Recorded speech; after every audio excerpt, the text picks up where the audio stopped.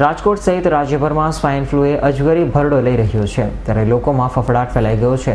રાજકોટ શહેરના જુદા જુદા વિસ્તારમાંથી આ વર્ષમાં 9 જેટલા દર્દીઓ નોંધાયા હતા, જે પૈકી 2 વ્યક્તિના મોત નીપજ્યા છે।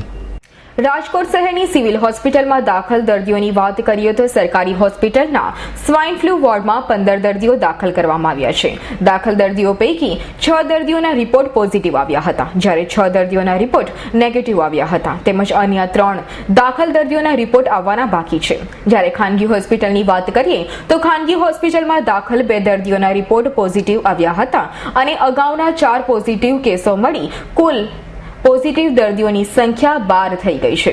લોકોની એવી માન્યતા છે કે સ્વાઇન ફ્લૂથી બચવા માટે તેની જે દવા છે તે અગાઉથી લઈ લેવાથી આ રોગ થતો નથી, પરંતુ આરોગ્ય અધિકારી પંકજ રાઠોડે જણાવ્યું હતું કે આ માન્યતા ખોટી છે। કોઈ પણ વ્યક્તિ જો આ દવા લે અને તેનાથી તે રોગનો શિકાર ના બની શકે તે શક્ય નથી। જે કોઈ વ્યક્તિને સ્વાઇન ફ્લૂના લક્ષણો દેખાય અને તેના બચાવ અર્થે દવા લેવામાં આવે તો રાહત મળે છે, પરંતુ અગાઉથી દવા લેવાથી આ રોગથી બચી શકાય તે વાત સદંતર ખોટી છે।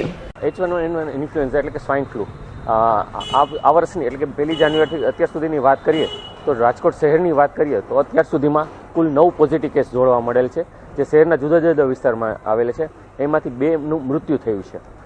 સ્વાઇન ફ્લૂ માટે ઓસિટાવીર કે અથવા તો આપણે કહીએ ટેમીફ્લુ, લોકોમાં એવી ખોટી માન્યતા છે કે સ્વાઇન ફ્લૂ અંગેની જે મેડિસિન છે કે એન્ટીવાયરલ ડ્રગ કહેવાય છે એ લેવાથી સ્વાઇન ફ્લૂ થઈ શકતો નથી। એ ખરેખર ખોટી માન્યતા છે।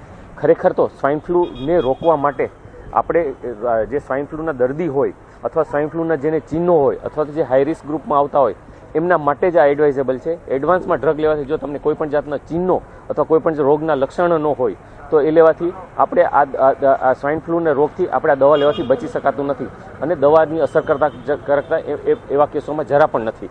અને સાથે સાથે સ્વાઇન ફ્લૂના જે પોઝિટિવ કેસ આવેલો છે એ ઘરમાં એમના કોન્ટેક્ટ્સ કે જે હાઈ રિસ્ક ગ્રુપમાં આવતા હોય, ખાસ કરીને 2 વર્ષથી નાના, સગર્ભા માતા, 65 વર્ષથી વધુ ઉંમરના વૃદ્ધો, તેમજ ડ્રગ જે લાંબા સમયથી રોગથી પીડાય છે, કોઈ એન્ટીસપ્રેશન ડ્રગ લે છે કે લીવર કિડની કેન્સર રોગથી પીડાય છે, એમને આ ચેપથી જે બટકાવવા માટે અટકાયતી દવા આપવામાં આવે છે। રાજકોટની સિવિલ હોસ્પિટલમાં સ્વાઇન ફ્લૂના દર્દીઓની સઘન સારવાર કરવામાં આવી રહી છે, જ્યારે રાજકોટ શહેરમાં આરોગ્ય શાખા દ્વારા પણ જે જુદા જુદા વિસ્તારોમાંથી સ્વાઇન ફ્લૂના કેસો નોંધાય તે વિસ્તારમાં જઈને તેના પરિવારજનોની ચકાસણી કરવામાં આવી રહી છે, તેમજ જો કોઈ શંકાસ્પદ નજરે પડે તો તેને પણ દવા આપી તેમના રિપોર્ટ કરાવવા સહિતની કામગીરી કરવામાં આવી રહી છે।